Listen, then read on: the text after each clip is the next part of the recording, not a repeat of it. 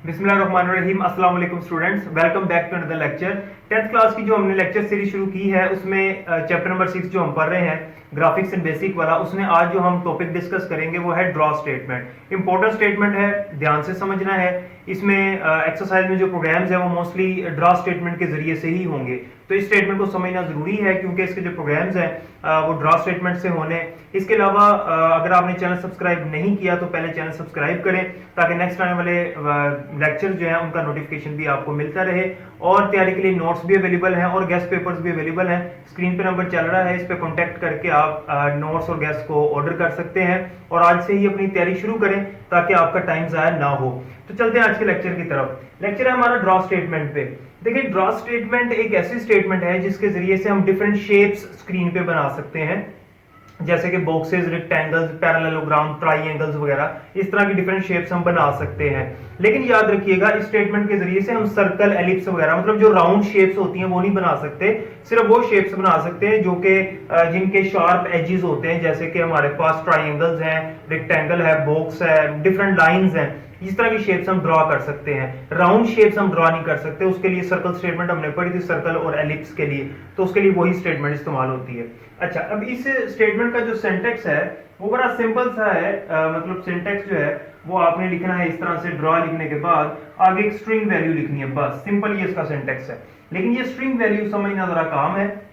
String value का क्या मतलब है? यहाँ पे एक स्ट्रिंग वैल्यू आएगी, मतलब अल्फाबेट और न्यूमेरिक वैल्यू का कॉम्बिनेशन होगा जो ये बताएगा कि हमने किस तरह की शेप बनानी है और कैसे बनानी है, वो मैं आपको बताता हूँ। देखें, इसकी जगह पे एक तो चीज हम लिख सकते हैं UN, ठीक है, एक हम लिख सकते हैं LN, एक हम लिख सकते हैं RN और फिर एक है DN। अब ये UN से क्या मुराद है? यहाँ पे N से मुराद ये है कि यहाँ पे हम नंबर लिखेंगे, मतलब वो जो हम लाइन ड्रॉ कर रहे हैं वो कितने पॉइंट्स की या उसकी लेंथ क्या होगी, यहाँ पे हमने लेंथ लिखनी है, यहाँ पे कोई न्यूमेरिक वैल्यू होगी, ठीक है जी। ULRD ये एज इट इज आएगा। U हम तब लिखते हैं जब हमने लाइन जो है अपवर्ड डायरेक्शन में बनानी है, यानी ऊपर की तरफ लाइन हमने जब बनानी है उसके लिए हम U लिखेंगे। लाइन की लेंथ कितनी होनी चाहिए वो हम यहाँ इसके साथ वैल्यू लिख देंगे, कोई भी जो भी होगी। L का मतलब लेफ्ट है, आपको पता है, जैसे L से ही समझ आ रही है कि ये लेफ्ट की तरफ है। और R का मतलब है राइट की तरफ, ठीक है। और D का मतलब है डाउन की तरफ। तो डाउनवर्ड अगर हमने लाइन बनानी है तो उसके लिए हम ये इस्तेमाल करेंगे। यानी ये हो गया हमारे पास U, ये हो गया D, ये हो गया R और ये हो गया हमारे पास L हो गया। अच्छा, अब अगर हमने एक लाइन ड्रॉ करनी है जो डायगनली अप और राइट हो, डायगनली अप और राइट, ऊपर की तरफ और राइट की तरफ, उसके लिए हम लगाते हैं E, यानी कि EN। और अगर डायगनली डाउन एंड राइट, उसके लिए हम लगाते हैं F, यानी FN, यानी डायगनली डाउन एंड राइट। और अगर हमने डायगनली डाउन एंड लेफ्ट की तरफ लाइन लगानी है तो फिर उसके लिए हम क्या लिखेंगे? GN, यानी कि यहाँ पे आएगा G। और अगर हमने डायगनली अप एंड लेफ्ट लगानी है तो उसके लिए हम H लिखते हैं, तो HN यहाँ पे हम लिखेंगे इसके आगे। तो जो भी है उसकी लेंथ होगी वो N की जगह पे वो हम लिख देंगे। तो सिंपल से इसका सिंटैक्स है। इसके एक दो एग्जांपल्स करवाता हूँ, कॉन्सेप्ट आपका ज्यादा क्लियर हो जाएगा। देखें, इसकी एग्जांपल के तौर पे मैं सबसे पहले तो स्क्रीन का मोड सेलेक्ट करता हूँ ताकि ग्राफिक्स मोड में हम जा सकें। याद रखना है कि ये स्टेटमेंट ग्राफिक्स मोड में ही चलेगी, जाहिर सी बात है कि हम शेप्स बना रहे हैं, ग्राफिक ड्रॉ कर रहे हैं। तो स्क्रीन 2 मैंने सेलेक्ट की, हाई रेजोल्यूशन मोड, और लाइन नंबर 20 पे मैंने लिखा ड्रॉ। अच्छा, एक बड़ी अहम बात एक और मैं आपको बताता चलूं, जब हम लिखेंगे ड्रॉ और आगे हम लिख देंगे U, आगे फॉर एग्जांपल 20 लेंथ उसकी मैं बताता हूँ, U अपवर्ड की तरफ, तो लाइन स्क्रीन पे कहां से लगना शुरू होगी? ये भी एक क्वेश्चन है। क्या सेंटर से लगेगी, क्या राइट से लगेगी, कहां से लगेगी? तो याद रखना है, जहां हमारा कर्सर लास्ट टाइम रुका होगा, लास्ट टाइम जो भी हमने शेप्स बनाई या नहीं भी बनाई, तो कहीं ना कहीं हमें पॉइंट को सेट करना पड़ेगा कि हमारा कर्सर कहां पे, कहां से लाइन लगाना शुरू करनी है। देखिए, उसकी डायरेक्शन तो हम बता रहे हैं और उसकी लेंथ भी हम बता रहे हैं, लेकिन स्क्रीन पे किस तरफ से लाइन लगना शुरू होगी ये भी तो बताना है ना हमने। तो अगर तो लास्ट टाइम जहां पे हमने रोका था अपना कर्सर वहीं से लगाना है तो पॉइंट बताने की जरूरत नहीं है। लेकिन अगर आपने स्पेसिफिक जगह से लाइन लगानी है तो उसके लिए कोई पॉइंट सेट करना पड़ेगा, और स्क्रीन पे कोई पॉइंट लगाने के लिए, कर्सर को वहां पहुंचाने के लिए हम पी सेट स्टेटमेंट हमने पढ़ी है कि स्क्रीन पे पॉइंट लगाने के लिए इस्तेमाल होती है। तो पी सेट स्टेटमेंट की हेल्प लेंगे हम, जिसके जरिए से हम अपना पॉइंट सेट कर लेंगे किसी लोकेशन पे। फॉर एग्जांपल, मैं स्क्रीन के बिल्कुल सेंटर से शुरू करना चाहता हूँ, एक लाइन ड्रॉ करनी है, मैंने एक शेप बनानी, फॉर एग्जांपल फर्ज करते हैं हमने एक स्क्वायर बनाना है, तो उसके लिए फिर हम सबसे पहले पी सेट से पॉइंट एक सेट कर लेंगे, कहाँ पे, बिल्कुल सेंटर में। अब सेंटर पॉइंट हमने पढ़ा हुआ है कि यहाँ पे हमारे पास 100 होता है, वाई एक्सिस और एक्स एक्सिस भी हमारे पास सेंटर में 100 होता है, क्योंकि 199 मैक्सिमम है, तो हाफ उसका 100 या 99 भी आप कर सकते हैं। तो यहाँ पे पॉइंट को मैंने लाना है, तो पी सेट का सिंटेक्स क्या होता है, पी सेट लिखो, आगे पॉइंट बता दो। तो पॉइंट का नंबर मैंने बता दिया, एक्स एक्सिस का 100 और वाई एक्सिस का भी 100 बता दिया। अब पॉइंट तो यहाँ पे आ गया, यहां से मैंने एक बॉक्स ड्रॉ करना है, तो लाइन नंबर 30 पे मैं लिखता हूं ड्रॉ। ड्रॉ लिखने के बाद आगे डबल क्वेश्चन मार्क में आपने क्या लिखना है, अब मैं, आपकी मर्जी है, लाइन लेफ्ट की तरफ ले जाओ, उसके बाद डाउन, फिर राइट और अप, आपकी मर्जी है, यहां से अपवर्ड की तरफ ले जाए लाइन, फिर लेफ्ट, फिर डाउन और फिर राइट, आपकी मर्जी, इस तरफ से ले जाए, इस तरह या इस तरह बना दें, तो कोई भी हम चूज कर सकते हैं। तो मैं इस तरफ ले जाता हूं लाइन को, राइट की तरफ, राइट साइड पे लेके जानी है 10 तक, मतलब 10 पॉइंट्स तक आगे वो जाए। उसके बाद राइट जाने के बाद मैं चाहता हूं डाउनवर्ड आए, तो डाउनवर्ड के लिए डी लिखते हैं, डी भी 10 आएगा, और उसके बाद लेफ्ट की तरफ आएगी लाइन एल 10, और उसके बाद अपवर्ड की तरफ जाएगी यू 10। अब ये किस तरह से प्रोग्राम बनेगा, देखें, सबसे पहले तो पी सेट से यहाँ पॉइंट लग गया, ठीक है। उसके बाद मैंने कहा ड्रॉ करो R10, राइट की तरफ 10 पॉइंट्स जाएं, कहां से, जहां कर्सर था, कर्सर कहां पे था, यहाँ पे, तो राइट 10 तक फर्ज करते हैं इतना चला गया। अब उसके बाद कर्सर कहां रुका हुआ है, इधर रुका हुआ, कर्सर फिलहाल कहां रुका है, यहाँ पे रुका है, तो आगे कितना जा रहा है, डाउन 10, तो नीचे की तरफ 10 पॉइंट्स, उतनी ही सेम, उतनी ही लेंथ की लाइन लगेगी जितनी ये बनी हुई है, तो डाउनवर्ड भी इतना ही आ गया।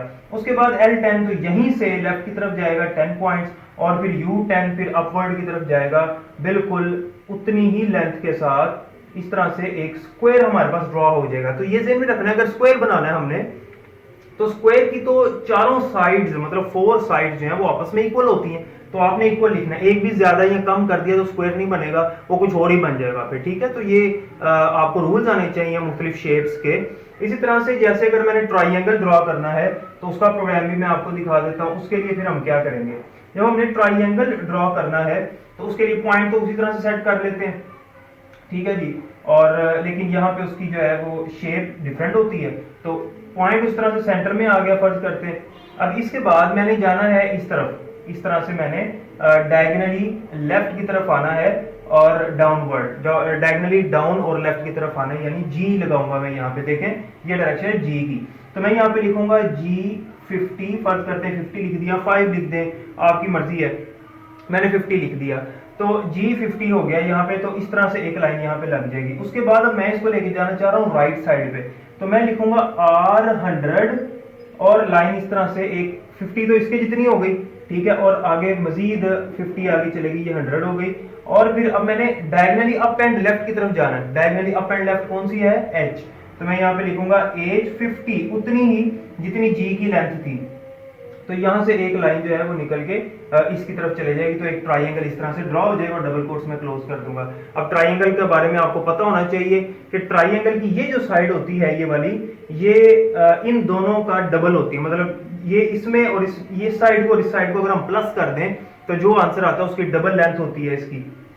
अगर हम यहाँ पे R भी 50 लिखते तो फिर क्या होना था, लाइन यहां तक बनी थी सिर्फ, यानी कि इस पॉइंट से यहां तक, तो हमने आगे मजीद उसको भेजना था। इस वजह से ट्राइंगल का ये रूल आपको पता होना चाहिए कि ये दोनों जो साइड्स होती हैं, इनका यानी इनको प्लस करें तो इनका डबल जो बनता है, मतलब एक साइड का भी अगर हम डबल कर लें, इस साइड का अगर हम डबल करें तो ये वाली लाइन बनती है। इसलिए मैंने इसको 100 कर लिया और इसको 50 कर लिया।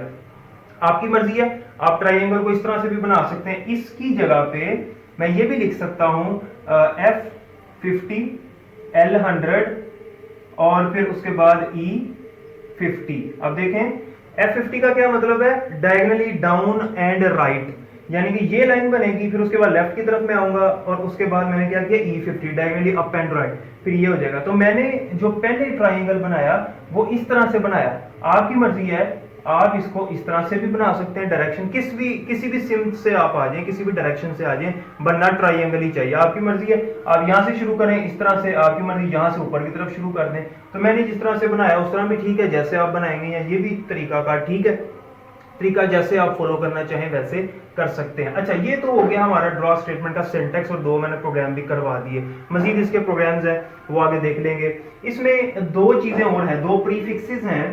प्रीफिक्स। प्रीफिक्स क्या चीज है? एक प्रीफिक्स है हमारे पास बी एन, जिस तरह से ये है ना हमारे पास प्रीफिक्स, इस तरह से एक बी एन है और एक है एन एन एन।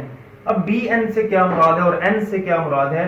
बी का मतलब है लाइन हमारी जो है वो मूव करे, हमारी हमारी जो हमारा जो कर्सर है, सॉरी कर्सर हमारा मूव करे लेकिन कोई लाइन ड्रॉ ना हो, मूव कर जाए लेकिन लाइन ड्रॉ ना हो। और एन का मतलब है कि कर्सर हमारा मूव भी कर जाए, लाइन भी ड्रॉ हो जाए और वापस अपनी जगह पे आ भी जाए जहां से उसने शुरू किया था।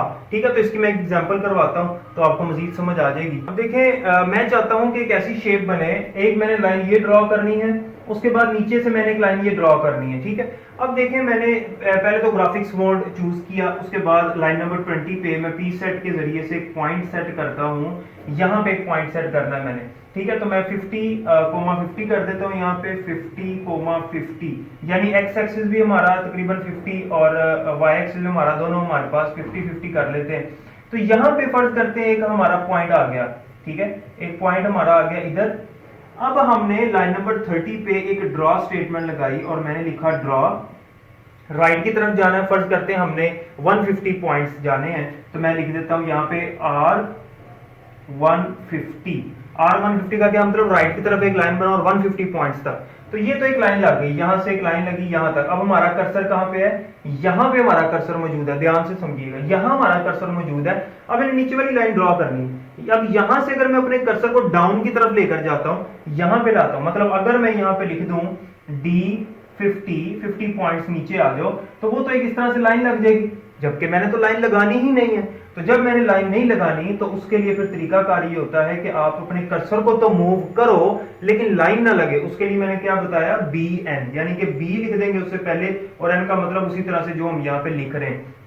तो यहाँ पे मैं लिख दूंगा BD50। इसका क्या मतलब है कि लाइन तो हमारी मूव कर जाएगी, मतलब हमारा कर्सर मूव कर जाएगा 50 पॉइंट्स, लेकिन लाइन प्लॉट नहीं होगी, लाइन नजर नहीं आएगी। अब कर्सर हमारा इधर आ चुका है। अब मैं यहाँ पे लेफ्ट की तरफ लिखूंगा L150 लिखा तो लेफ्ट की तरफ लाइन आ गई 150 पॉइंट्स तक। इस तरह से एक लाइन जो है वो नीचे भी ड्रॉ हो जाएगी। अच्छा, एक बात और है, अगर मैंने यहाँ पे तीनों एक साथ लिखने हैं तब भी सही है, अगर मैं अलग अलग लिखना चाहता हूं तब भी ठीक होगा।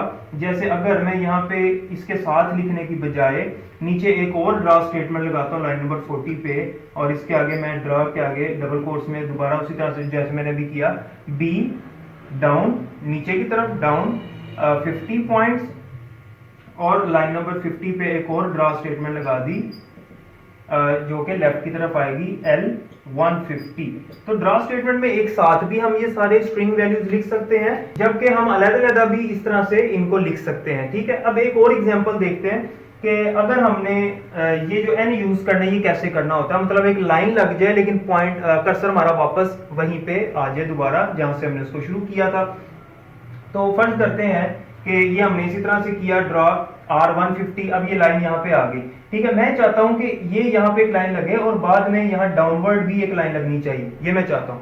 तो अब मेरा कर्सर तो इधर होगा R150 के बाद, तो मैं यहाँ पे कैसे लाना चाहता हूँ इसको वापस, और यहाँ से दोबारा एक लाइन लगानी है। तो फिर मैं R150 नहीं लिखूंगा, जबकि मैं R से पहले N लगा दूंगा, यानी कि यहाँ लगेगा NR150, और इसका मतलब है कि राइट की तरफ हमारी लाइन लग जाएगी और कर्सर जो है वो वापस वहां पे आ जाएगा जहां से शुरू किया था। अब सिंपली मैं यहाँ पे लिखूंगा D50, और D50 का मतलब यहाँ पे हमारा कर्सर है, तो यहाँ से एक लाइन यहाँ तक ड्रॉ हो जाएगी, और ये लिखने की अब हमें जरूरत नहीं है। अगर आपने और भी कुछ यहाँ पे लाइन ड्रॉ करनी है तो वो भी आप कर सकते हो। मजीद इसके कुछ प्रोग्राम्स हैं जो हम आगे इंशाल्लाह देखेंगे और ड्रॉ स्टेटमेंट के जरिए से ही होंगे।